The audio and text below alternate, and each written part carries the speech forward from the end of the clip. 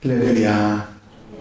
하나님께서 오늘 하루도 넉넉한 은혜 가운데 인도해 주실 줄로 믿습니다.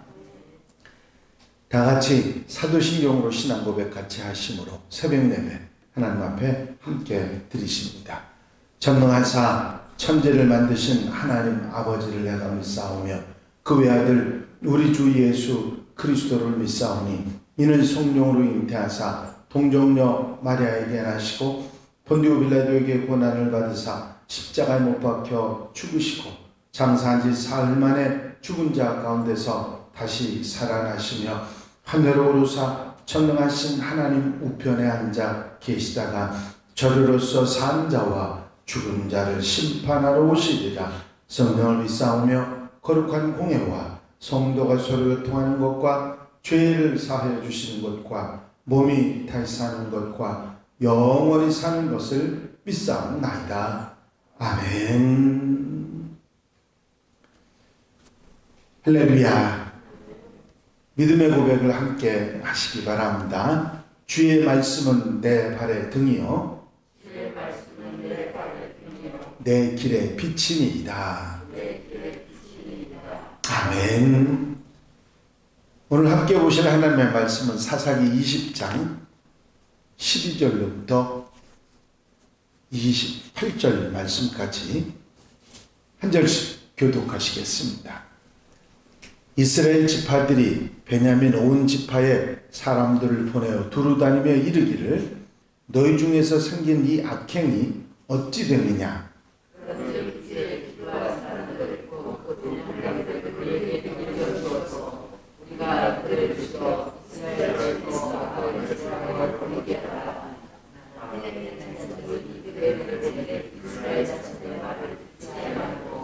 도리어 성읍들로부터 기브아에 모이고 나가서 이스라엘 자손과 싸우고자 하니라.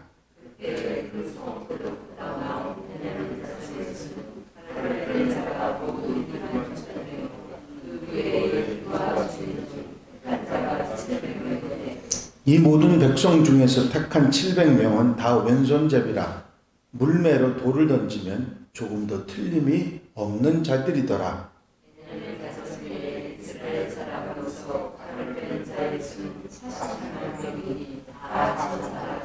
이스라엘 자손이 일어나 베델에 올라가서 하나님께 여쭈어 이르되 우리 중에 누가 먼저 올라가서 베냐민 자손과 싸우리이까 하니 여호와께서 말씀하시되 유다가 먼저 갈지니라 하시니라.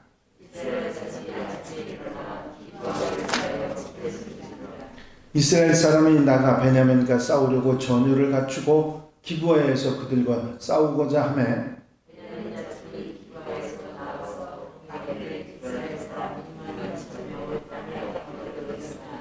이스라엘 사람들이 스스로 용기를 내어 첫날 전열을 갖추었던 곳에서 다시 전열을 갖추니라.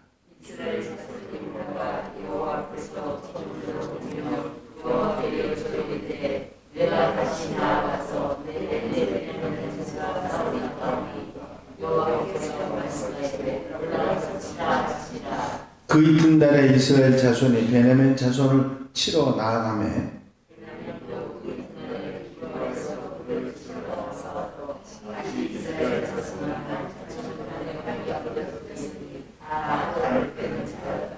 이에 온 이스라엘 자손 모든 백성이 올라가 베델에 이르러 울며 거기서 여호와 앞에 앉아서 그날이 저물도록 금식하고 번제와 화목제를 여호와 앞에 드리고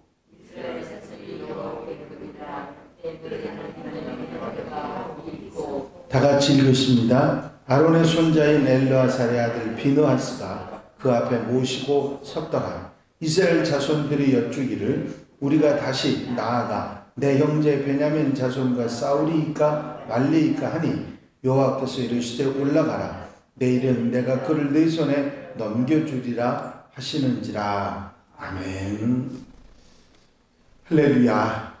오늘 함께 보신 본문 말씀은 이스라엘 연합군이 기브아 사람들의 악행을 응징한다고 하는 명분으로 베냐민 지파와 전쟁이 일어나는 과정의 이야기입니다. 사실 그들은 2만 대 40만이라고 하는 15배의 수적인 우세에도 불구하고 거듭해서 베냐민 지파에 패하는 그런 내용의 이야기가 있습니다.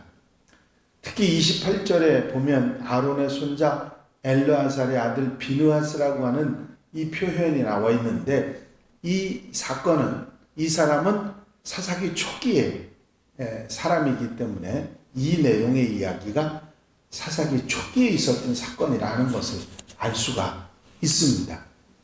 이 사사기 저자는 사사기의 맨 마지막 마무리에서 삼손의 이야기까지 다 끝난 다음에 이제 마무리를 하면서 이스라엘이 영적으로 타락하고 종교적으로 타락하고 도덕적으로 타락했다고 하는 이야기를 두 가지 이야기, 이 미가의 제사장의 이야기하고 여기 나와 있는 이 기브아 사람들의 이야기하고 이 두 이야기를 통해서 영적 타락, 도덕적 타락에 관한 이야기를 하는데, 이것이 사사기 맨 끄트머리 말기에 있었던 사건이 아니라 초기, 사사기가 시작되는 그때 초기에부터 이런 어지러움이 이스라엘에 있었고, 이것이 계속 사사시대 계속 되었다고 하는 사실을 말해주는 것입니다.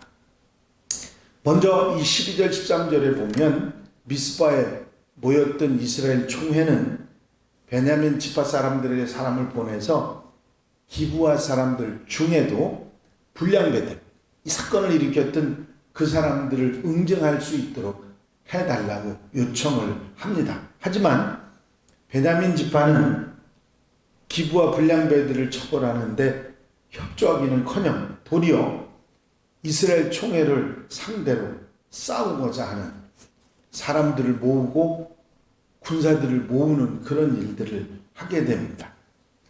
사실 공의를 지키는 그런 이스라엘 백성들, 하나님 앞에 공의를 지켜야 되는 그들의 입장에서 팔은 안으로 굽는다고 기브아 주민들이 자기 지파라고 감싸 안기만 했지 그들의 악행을 벌할 생각을 하지 않았던 이런 타락적인 부분이 결국은 동족상쟁의 이런 비극을 내고 말았던 것이죠. 또 더군다나 그들이 군사적으로 얼마나 강했냐면 돌팔매질을 잘하는 700명의 왼손잡이 군사들에 대한 이야기가 나옵니다. 그들은 한번 물맷돌을 던지면 실수함이 없는 그런 아주 대단한 용사들인 것을 말하고 있습니다. 이 전쟁이 시작되고 나서 결국은 이스라엘 군사들이 4만 명 가까이 패하는, 그래서 죽는 이야기가 두 번의 전쟁 이야기가 나오고 있습니다.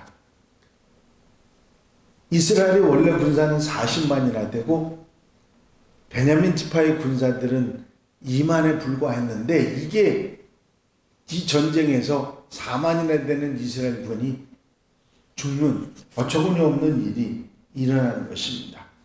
이 일을 당한 이스라엘이 하나님 앞에 엎드려 이게 어쩐 일이냐고 하나님 앞에 매달리게 됩니다. 사실 숫자적인 우위, 20배 가까이 되는 숫자적인 우위를 생각한다고 하면 이거 그냥 하루아침에 그냥 무너뜨릴 수 있었는데 전혀 그렇지 않았다고 하는 사실입니다. 결국 우리가 늘 잘 아는 이야기, 하나님의 말씀, 교만은 패망의 선봉이라 하는 것을 이 말씀 가운데 알 수가 있습니다. 군사적인 우위, 숫자의 우위를 가지고 이렇게 무너뜨리려고 했지만 결국은 그 마음대로 되지 않았던 것입니다. 이 일이 이스라엘 백성들에게 그런 경험이 없었냐면 그 교만 때문에 무너진 일들이 한두 번이 아닙니다. 아이성의 전투가 대표적인 이야기였죠. 똑같이 이런 일이 일어납니다. 교만은 패망의 선봉이고 거만한 마음은 넘어짐의 앞잡이라고 하는 말씀을 우리는 기억해야 될 것입니다. 어떤 경우에도 교만은 우리에게 있어서 적이라는 사실을 잊어버리지 말고 항상 겸손하게 무슨 일이든지 내 뜻이 아닌 하나님의 뜻대로 판단하며 나아가는 하나님의 백성들이 되어야 될 줄로 믿습니다. 그런데 베냐민 전투에서 크게 패한 이스라엘 연합군이 23절에 보면 내가 다시 나아가서 내 형제 베냐민 자손과 싸우리까 하고 하나님께 묻는 얘기가 나옵니다. 18절에서는 단순히 베냐민 자손이라고 말했는데 이제 24절에서는 내 형제 베냐민 자손이라는 호칭이 바뀝니다. 첫 전투에서 패하고 그 패배의 원인이 어디에 있는가 고민하던 그들은 형제와 싸운 데에 대한 하나님의 징계라고 그렇게 생각한 것 같습니다. 그렇죠. 이스라엘 12지파는 언약 공동체이며 운명 공동체입니다. 그들은 결코 싸워서는 안 되는 그런 관계죠. 그들의 싸움의 대상은 가나안 족속이지 그들의 주변에 강대국들이지 같은 지파들끼리 싸우는 일이 일어나면 이건 말도 안 되는 일이기 때문입니다. 하나로 연합해야 될 형제지 싸움의 대상은 아니었기 때문이죠. 그들은 지금 후회만 남는 상처만 남는 그런 전쟁을 하고 있는 것입니다. 결국 이 일의 결국은 한 지파의 몰락이라고 하는 엄청난 결과를 낳고 맙니다. 이제 우리가 다퉈야 할 대상은 사단이지 악의 세력이지 같은 형제인 서로 잘잘못이 있다 그래도 끝까지 따져서 그 잘못한 것에 대한 벌을 주는 건 몰라도 전체의 지파를 말살하는 전쟁이 일어난다고 하는 것은 어처구니 없는 일이 아닐 수가 없습니다. 항상 어디서든지 하나님 말씀의 교훈은 우리가 무엇을 바로 판단하고 살아가야 할 것인가 하는 교훈입니다. 그렇습니다. 내 감정, 내가 가지고 있는 어떤 뜻과 의지, 내 생각, 내 뜻을 앞세우지 말고 하나님이 무엇을 바라시는가, 또 하나님이 어떤 것을 뜻하시는가 하는 하나님의 뜻을 먼저 살피고 하나님의 뜻을 따르는 하나님의 백성들이 되어야 될 줄로 믿습니다. 어떤 경우에도 교만은 패망의 선동입니다.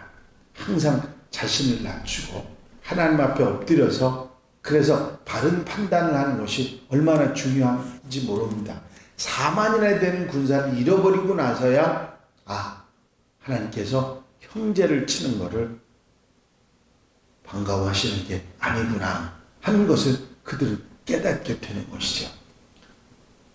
상처뿐인 그런 다툼을 일으켰던 이스라엘 백성들이 이제 자신들의 잘못을 깨달아가는 일들이 늦어지고 결국은 한 지파가 망하는 어처구니 없는 일이 결과로 낳게 되는 것이죠.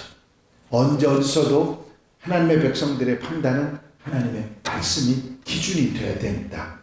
내 생각이 기준이 되거나 내 뜻이 기준이 되면 자기 소견대로 옳았다고 하는 사사기 시대의 이 어리석은 모습이 우리들에게도 그대로 계속될 수밖에 없는 것이거든요. 언제 어디서도 말씀을 따라 살고 하나님의 뜻을 먼저 살피고 살아가는 하나님의 백성들이 될 때 흔들리지 않는 믿음의 사람들, 하나님께 칭찬받는 하나님의 백성들이 될 줄로 믿습니다. 오늘 하루 살아가면서도 우리 판단이 내 생각을 앞세우지 말고 하나님의 뜻을 앞세우고 말씀을 따라 사는 복된 하루가 되시길 주 이름으로 축원합니다. 축원합니다. 기도드리십니다. 사람과 내가 용심 안 했으나 아버지 하나님, 이제 영적인 타락도 도덕적인 타락도 극에 달했던 이스라엘의 상황이 동족산쟁의 비극, 한 지파의 멸망이라고 하는 어처구니 없는 결과를 낳았다고 하는 사실을 깨닫고 이 전쟁에서 서로 많은 피해가 나는 이런 아픔이 있었던 것을 기억합니다.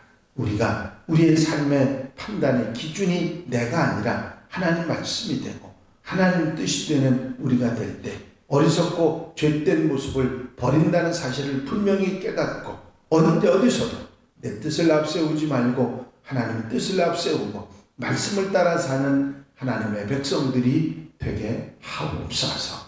이 한 달의 삶도 온전히 주님께 맡겨드립니다. 친히 주장하시고 이끄셔서 하나님의 말씀을 따라 복되게 좌로나 우로나 치우치지 아니하고 믿음의 길 가는 하나님의 백성들 되게 하옵소서. 허락하여 주실 줄로 믿사옵고 예수 그리스도의 이름으로 기도하옵나이다. 아멘. 주님 가르치신 기도 함께 드리십니다. 하늘에 계신 우리 아버지시여, 이름이 거룩히 여김을 받으시오며 나라를 하옵시며 뜻이 하늘에서 이루어진 것 같이 땅에서도 이루어지리다. 오늘날 우리에게 일용할 양식을 주옵시고 우리가 우리에게 죄 지은 자를 사하여 준 것 같이 우리 죄를 사하여 주옵시고 우리를 시험에 들지 말게 하옵시며 다만 악에서 구하옵소서. 나라와 권세와 영광이 아버지께 영원히 쌓옵나이다. 아멘. 이 시간 기도하실 때에 교회 부흥과 발전, 공동기도 제목들 위해 기도하시고, 중보기도할 분들, 질병에 힘들어하는 분들 치유에 있어서 기도하시고, 아름다운 성도, 아름다운 교회가 되기 위해서 기도하고, 자유롭게 기도하는 성도들 되시길 바랍니다.